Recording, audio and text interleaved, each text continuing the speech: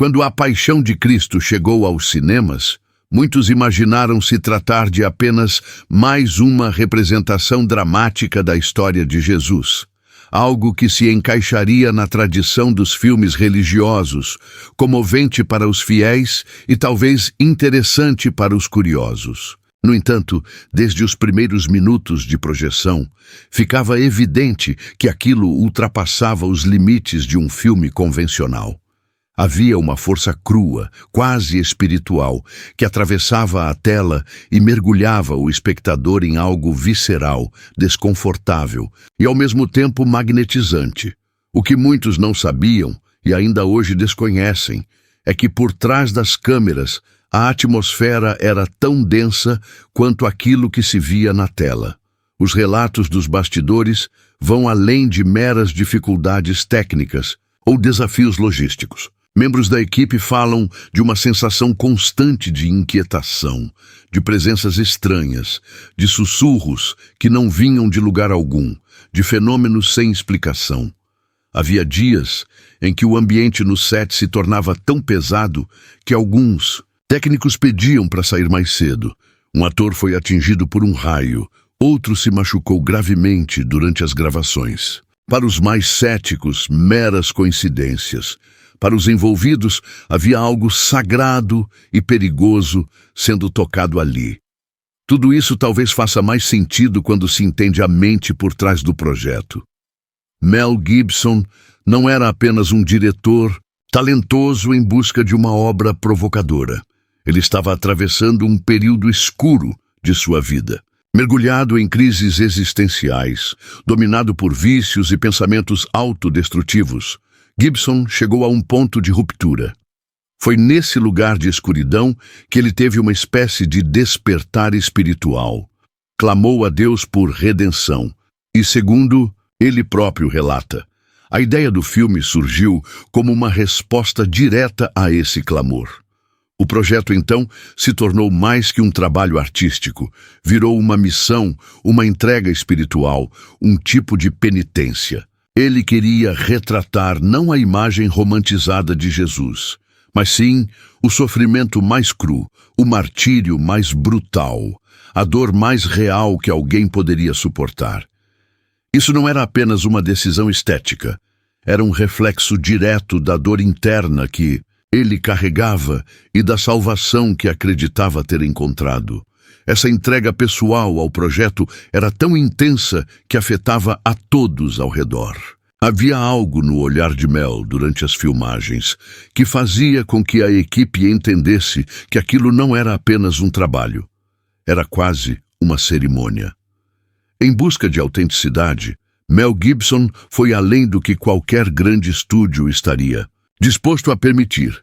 Recusou o inglês, recusou atores famosos, recusou qualquer traço que suavizasse a mensagem. Queria o filme falado nas línguas originais, aramaico, hebraico, latim, para que a experiência fosse tão próxima da realidade quanto possível. Não aceitou fazer concessões nem por dinheiro, nem por prestígio. E como nenhum estúdio, quis financiar um projeto considerado inviável.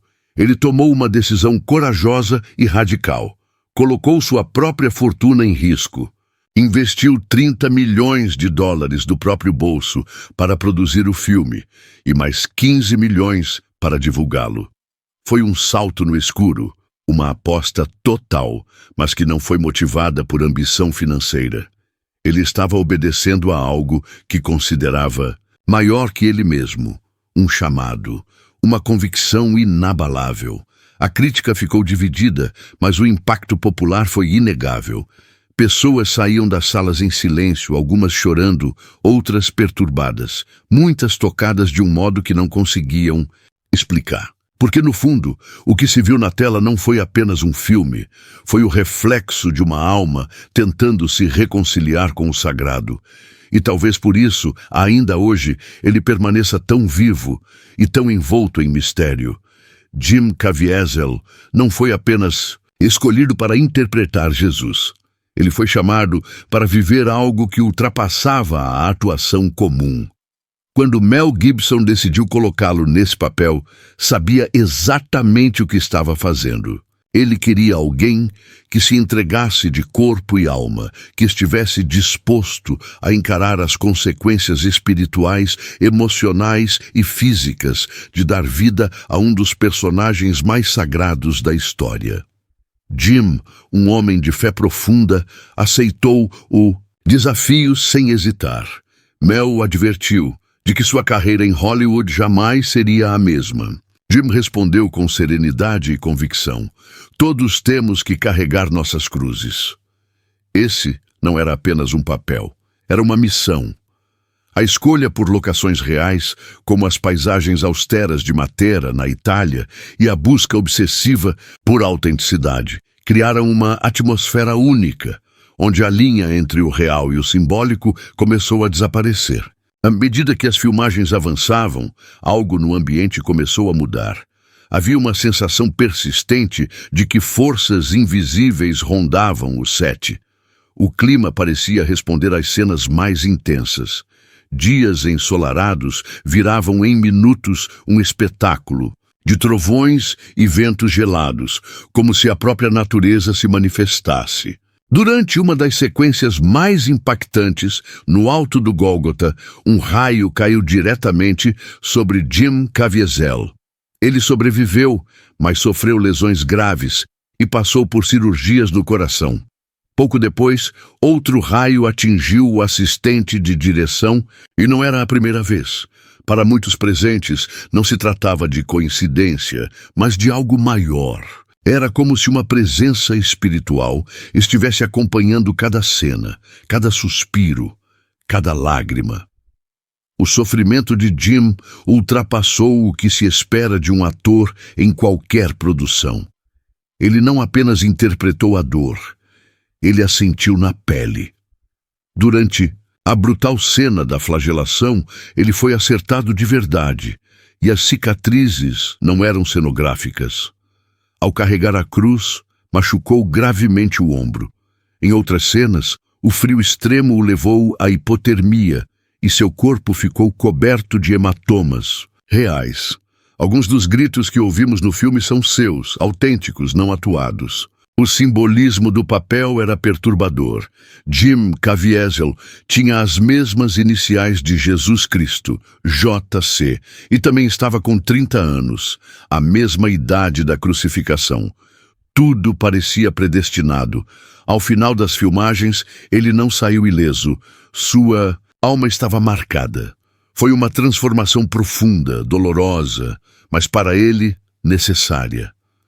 Mais do que um ator, Jim se tornou testemunha viva do que aquele papel representava. A experiência o tocou de forma tão intensa que ele mesmo passou a dizer: não fui eu quem interpretou Jesus. Foi Jesus quem me usou para contar sua história. Durante as filmagens de A Paixão de Cristo, transformações inesperadas começaram a ocorrer entre os membros do elenco e da equipe técnica. O que inicialmente parecia apenas o desgaste comum de uma produção exigente, foi aos poucos se tornando algo mais inquietante. Diversos atores relataram sintomas físicos e emocionais que não conseguiam explicar. Febres repentinas, crises de insônia, sonhos perturbadores e até episódios de pânico tornaram-se constantes, principalmente durante cenas consideradas espiritualmente intensas. O próprio Mel Gibson, conhecido por seu rigor e disciplina, passou a demonstrar mudanças perceptíveis em seu comportamento. Ele ficou mais silencioso, introspectivo e adotou hábitos que chamaram a atenção de todos no set. Passou a orar diariamente antes das gravações, muitas vezes sendo visto caminhando sozinho de madrugada, com a Bíblia nas mãos, como se buscasse força e proteção para o que estavam fazendo. Era como se todos ali sentissem que estavam participando de algo que transcendia o cinema. Não era apenas a representação de uma história. Era como se tocassem algo sagrado ou enfrentassem uma batalha invisível. Para muitos, aquela obra estava mexendo com forças maiores, e a atmosfera no set parecia ora pesada, ora espiritual, como se o filme fosse uma ferramenta num conflito muito maior do que eles imaginavam. Quando o filme foi finalmente lançado, no dia 25 de fevereiro de 2004, sua chegada aos cinemas não seguiu os moldes tradicionais. Sem astros de Hollywood no elenco, falado em aramaico e latim, e sem campanhas publicitárias massivas, sua promoção aconteceu de forma orgânica. Igrejas, comunidades religiosas e líderes espirituais foram os grandes responsáveis por espalhar a notícia. A comoção foi imediata. Caravanas inteiras foram organizadas por fiéis. Ônibus lotados seguiam em direção às salas de cinema. Cultos e reuniões de oração começaram a acontecer ao redor do filme. O que era visto como um projeto arriscado e de nicho explodiu em bilheteria de forma estrondosa. Só no primeiro dia arrecadou impressionantes 23,5 milhões de dólares. Em seu primeiro fim de semana, o número saltou para 83,8 milhões. Ao fim de sua trajetória, ultrapassou os 600 milhões mundialmente. Um marco histórico para uma produção religiosa, falada em línguas antigas e legendada. O fenômeno mostrava que havia um público sedento por narrativas espirituais profundas e que Hollywood o havia ignorado por tempo demais. Mas tamanho impacto não veio sem turbulência. Rapidamente, o filme foi cercado por controvérsias. Organizações judaicas acusaram-no de alimentar estigmas e reforçar imagens históricas ligadas ao antissemitismo, especialmente ao retratar a responsabilidade pela morte de Jesus.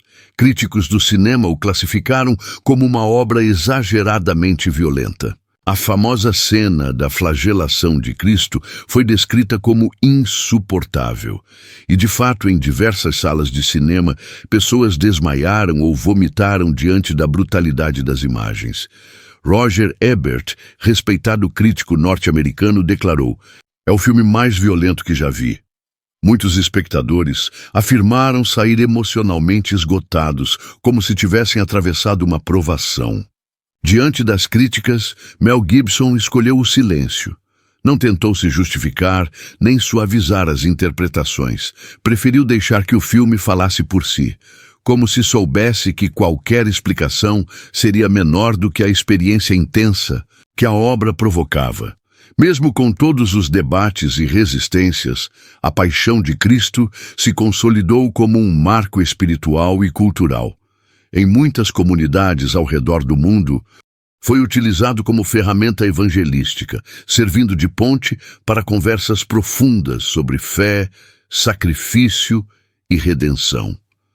Surgiram relatos de pessoas tocadas profundamente, com experiências místicas, curas emocionais e recomeços de vida inspirados pelo filme. No Brasil, a obra foi exibida em locais improváveis, de catedrais históricas a favelas, ampliando ainda mais seu alcance. Nos Estados Unidos, o sucesso da produção abriu portas para uma nova geração de filmes com temática cristã como Deus Não Está Morto, Quarto de Guerra e outros, embora nenhum tenha conseguido igualar o impacto emocional e espiritual de A Paixão. A produção expôs uma demanda reprimida e mostrou a Hollywood que havia um público disposto a consumir narrativas profundas, espirituais e muitas vezes desafiadoras. No fim, o legado do filme não foi apenas comercial ou artístico, foi uma convocação, um chamado à reflexão, à fé e à coragem de contar histórias que tocam a alma humana em seus pontos mais sensíveis.